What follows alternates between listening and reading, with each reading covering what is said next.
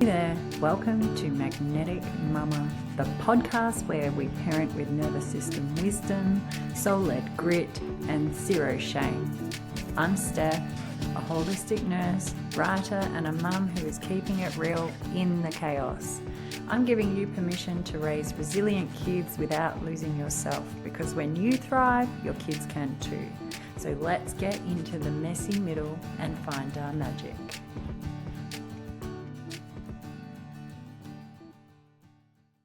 Hey there, this is Steph, MagnetiK Mumma.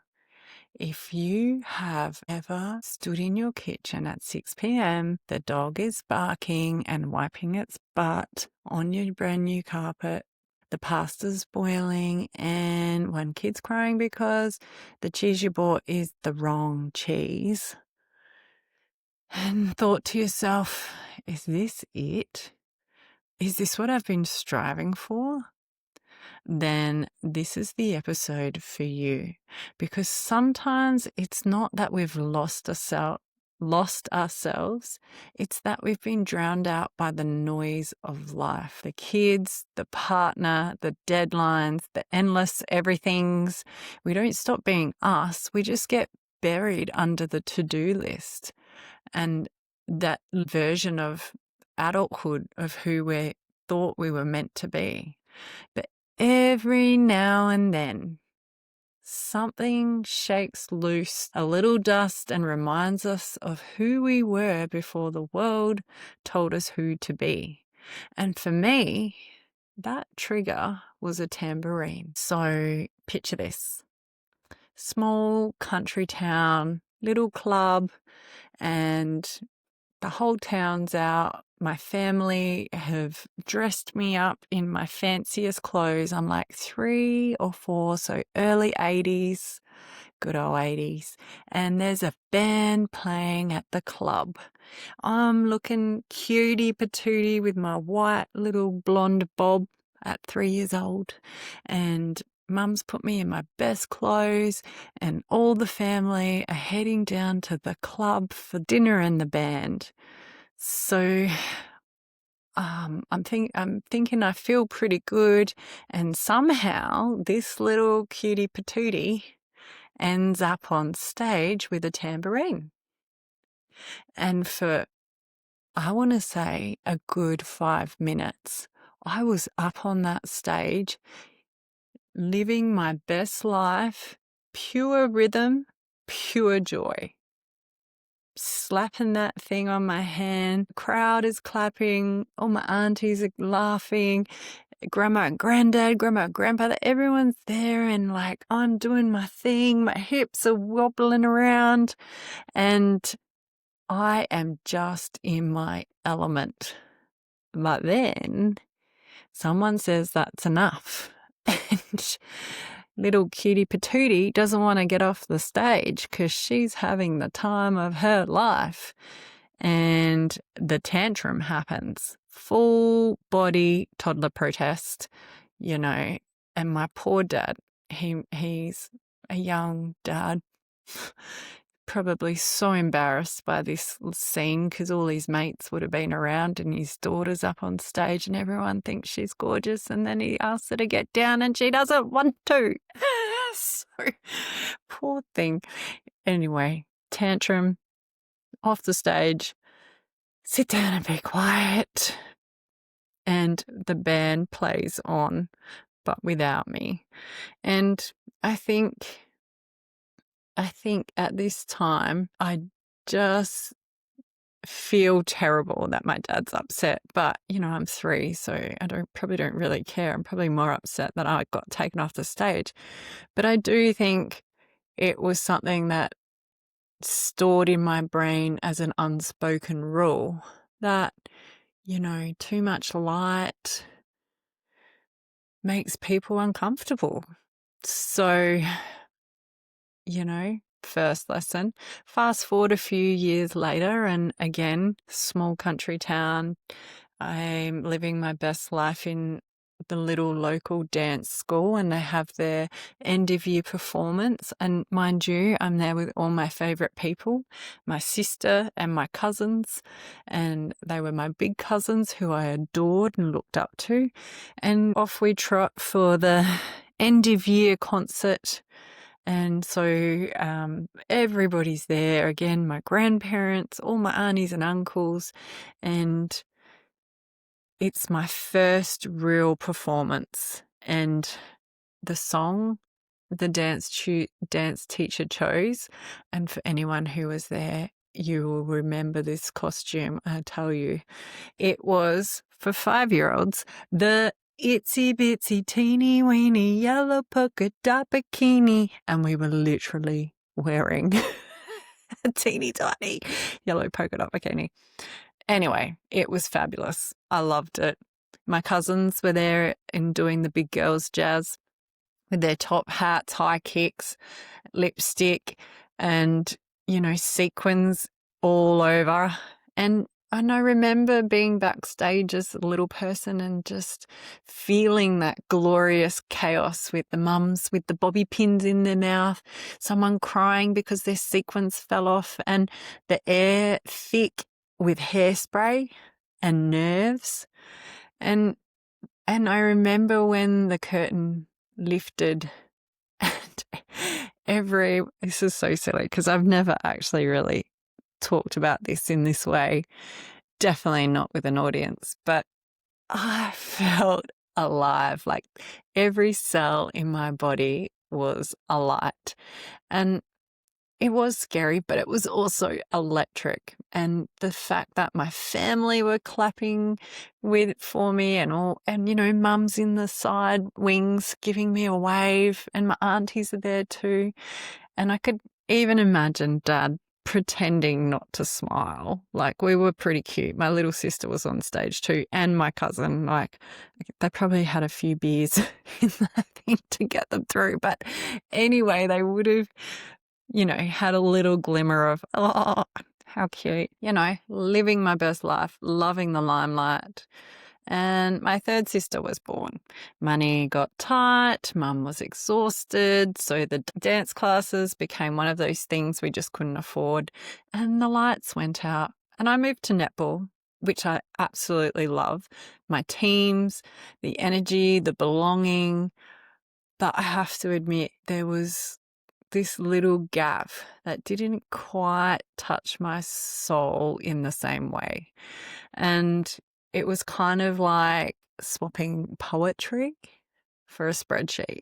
And if anyone knows me, I love, love, love poetry. And I'm terrible at a spreadsheet, and I never follow it. I can't fill it in. Give me poetry any day. And to top it off with my social, emotional, cultural conditioning, I was a young person with a big birthmark on my leg. And, no one ever said it, but with this big, no one ever, well, kids did say it in the playground. But, I always had a very supportive family and beautiful teachers. But I was clever enough to work out that the perfection era I didn't quite reach that standard with the body that I had, or the face. And so I self-decided at a young age that I wasn't stage worthy. So I shrank before anyone could reject me, and I learned to be capable instead of captivating. Interesting difference. Anyway, so let's be honest. It's something that women do as a whole. We learn to get good at being very capable. Well, try to be capable. It doesn't always work, but in my way. So, different party, different stage. And about 40 years later, and just recently, to be frank, I was at a friend's party. They had a band playing, and I was just newly met friends who loved to dance. And so I was buzzing with excitement. And this band, this is not a lie, this band handed a tambourine out to the crowd.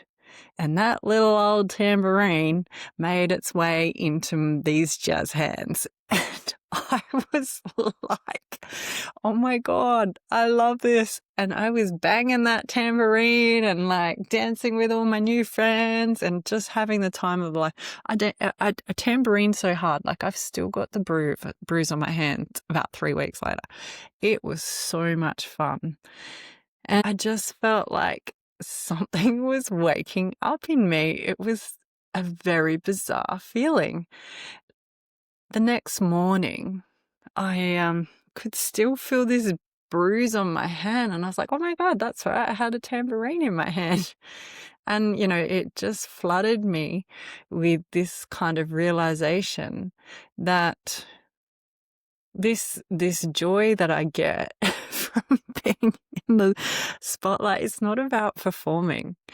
It's about that permission to be loud again. Not that I was loud, but that permission to take up space and that permission to feel alive, like feel that joy, that innocence. And so here's the nurse in me, because I just love a bit of nerdy talk and biology. When we move rhythmically, dance, sway, breathe, we activate our vagus nerve, and that's the body's built-in switch to calm. And we've talked about this before, so I know you guys know what the vagus nerve is. And it slows the heart, it lowers the stress hormones, and it tells your brain, if it's calm and regulated, that you're safe. It's why toddlers spin. It's why drumming circles exist. It's why dancing in your kitchen can reset your whole mood. And so neuroscientist Andrew Huberman, my fave, says that rhythm helps anchor dopamine and serotonin. And Dr. Gabor Mate, another fave, reminds us that when we suppress our truth, the body keeps the score. There's also that book, The Body Keeps the Score. So that explores that deeper. So science and soul are finally kind of meeting somewhere and giving language to us that helps us understand why it feels cracking to have a bruise on my hand from tambourining and just having a good old boogie, and becoming more and more aware of this as I find my people who love to dance, shaking it out like Taylor Swift is like her song, shake it off. Just shaking it off really is a cure to changing your mood. So I'm curious to know, or encourage you to think back, when was the last time you felt completely alive, like a proper tingling body joy, like don't care who's looking, don't care who's around. Oh, this feels so good.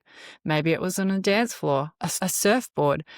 Maybe it was this time you were sitting around laughing so hard your belly hurts, a quiet sunrise, or a conversation that lit you up. Like, that is your breadcrumb. And I encourage you, if you were anything like me and feeling like I'd forgotten who I am, tuning back into my authenticity, looking to find tools to reclaim my time and energy, but still hold way more than enough space for my family, my friends, my community, my networks, then like these little tidbits are like the breadcrumbs, and I encourage anyone to follow them, because as your body remembers, it's like leading you home to your innocent, authentic self that you were like born as. And as we've gone through life, like we've learnt to sort of either dim our light so that we don't have these negative experiences, attract the wrong attention, blah, blah, blah, all the things, and reconnect with that internal light that you were born with, and know that that's kind of like the authentic self trying to reconnect with you. So particularly in midlife, like for me, 45 it's kind of like puberty 2.0, right? But with a mortgage and overheads and kids and dogs and cats and, a big garden that needs looking after. And it's the hormone remixing. 1 minute you're crying over, I want to say spilt milk because that happens. And then the next you're Googling how to disappear to Italy without faking your death. But here's the miracle inside the madness. Your brain is upgrading, right? You're literally pruning old wiring that no longer serves you in this time and place and strengthening what matters. So you start asking, is this it? It's not a crisis. That's curiosity. And that's helping you gain clarity. And you're not falling apart, which I kind of thought I was for a while. I really thought, God, I'm losing it. Everything's bad. I'm failing. I'm the worst mum. I didn't get my career on track. But actually, I know I'm upgrading because none of that is really that bad. And it's a great honor to have 2 young people in my life and live the way that I do. So I'm actually upgrading. And the tambourine was a really beautiful symbol to remind me of that. And Dr. Huberman would say your neural pathways are reorganizing for efficiency. Booyah! I love efficiency. Dr. Gabor Mate would say your body's tired of performing of who you think you should be. Oh yeah. And Brené Brown, she's just reminding us that courage of midlife to stop pretending and start becoming whole isn't brokenness. It's rebooting. So if you're a mum or a parent who feels like the family Wi-Fi router and everyone's connected through you, but you're running on 2 bars, take a breath. You don't have to choose between their needs and yours. When you regulate your nervous system, you regulate the household. You don't need to yell, calm down, when your body is already modeling calm. So true, right? If you're calm, the vibration, the energy, the people around you calm down. So true. Energy sets the tempo. Tambourine tempo. Self-care isn't a luxury. It's actually leadership. And call out to our school principal, local school principal. She is the prime example of authentic leadership. If anyone doesn't know her, I'll put some links into it. In fabulous podcast to listen to about female leadership, nurturing young people, helping them reach their potential. Phenomenal. And just going back to rhythm and finding your internal rhythm again, just want to remind you that First Nation cultures, Indigenous mob, they have known this forever, like Australian history, 40,000 plus. Songlines map connection between people, country, and story. And when you sing your song, dance your song, you locate yourself again. Oh, why don't we have that in non-Indigenous communities? But anyway, the elders call it dadari. It's the art of deep listening to the stillness until, calming your vagus nerve, you can hear your own heartbeat beneath the noise. That's what this season of life asks us, to tune out to the chaos long enough to catch our own frequency. Oh, I love the tambourine. Thank you. When I picked up that tambourine again, I wasn't performing. I was remembering my own songlines, my own rhythm, my own place. So here's the good news. You don't need a wellness sabbatical in the Himalayas or an escape to Italy, even though those things would be really nice. You do need micro moments of truth. Dance while you cook. Sing while you're in the car. Write 3 messy sentences that, you don't judge your own writing before you go to sleep. Wear bold earrings. Say no without an essay. Every small act of authenticity tells your brain this version of me is safe to exist exactly as I am. And repeat it enough that safety becomes confidence, confidence becomes joy, and joy becomes your baseline forever, or until you need to re-regulate and upgrade to the next season of life. Up to you. So take a slow, deep breath. The most simple thing to regulate your nervous system that doesn't cost you any money and only takes your mental willingness to slow down, recognize, and just do it, and let your shoulders drop and just start to tune into your body and notice the hum of your heartbeat in your chest and tune into it. That's your rhythm. That's your rhythm. Only yours, for you. And she never left. She's just been keeping the beat while you handled everything else. Sound familiar? Now let the rhythm lead. That's not losing control. That's tuning in and vibing with your flow. And I'm being a bit facetious, but in all honesty, it's tuning in and listening to your own rhythm and being unapologetic about it.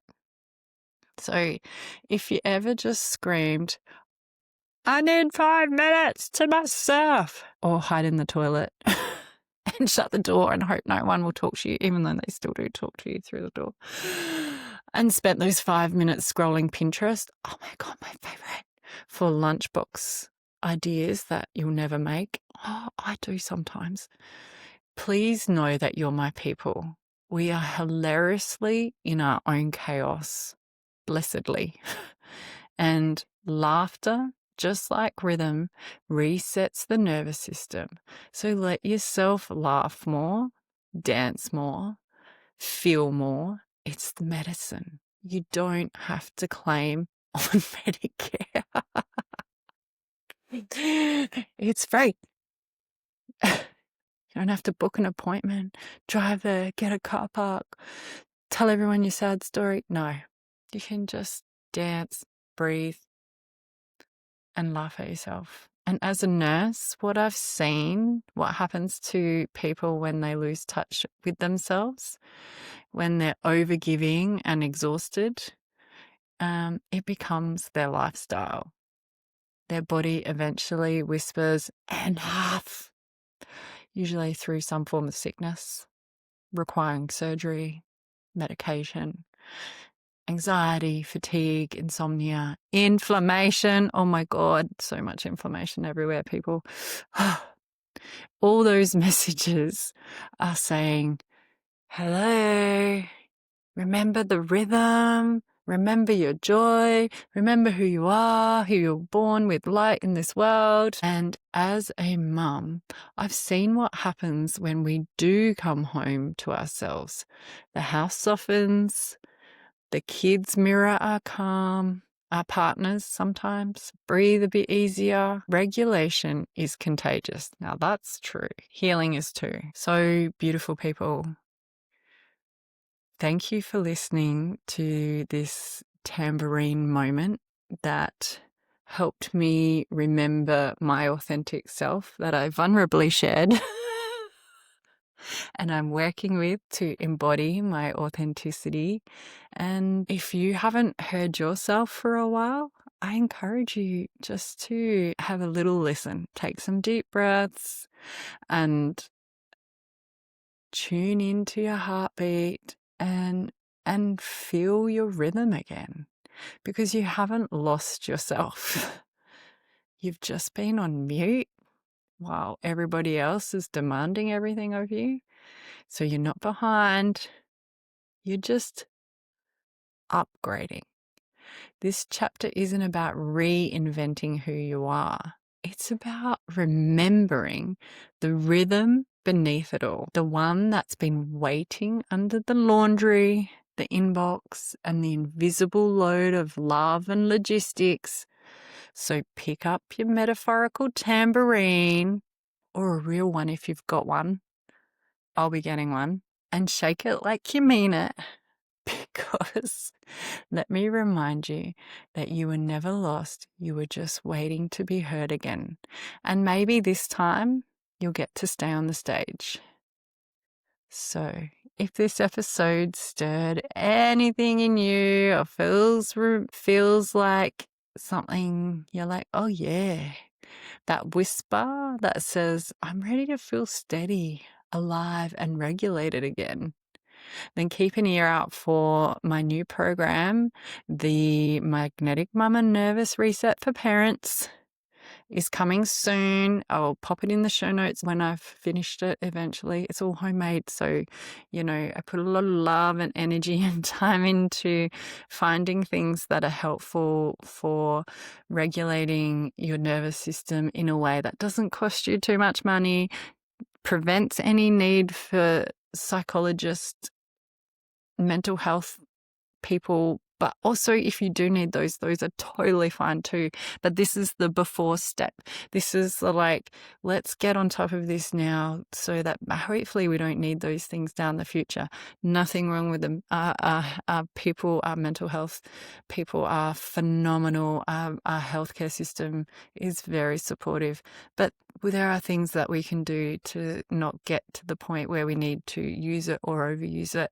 And I just hope that it is a tool that you can pick up at any time in any place and remember who you are as you are and unconditionally love that, because there's no one else in this world that is exactly like you.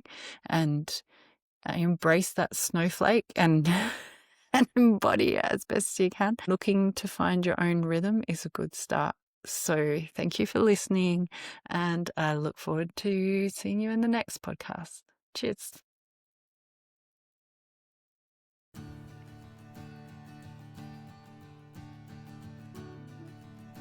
Thanks for tuning in to MagnetiK Mumma. Remember, your calm is contagious. Breathe deep, soften your shoulders, and keep loving through the messy middle. I'm Steph, your MagnetiK Mumma. See you next time.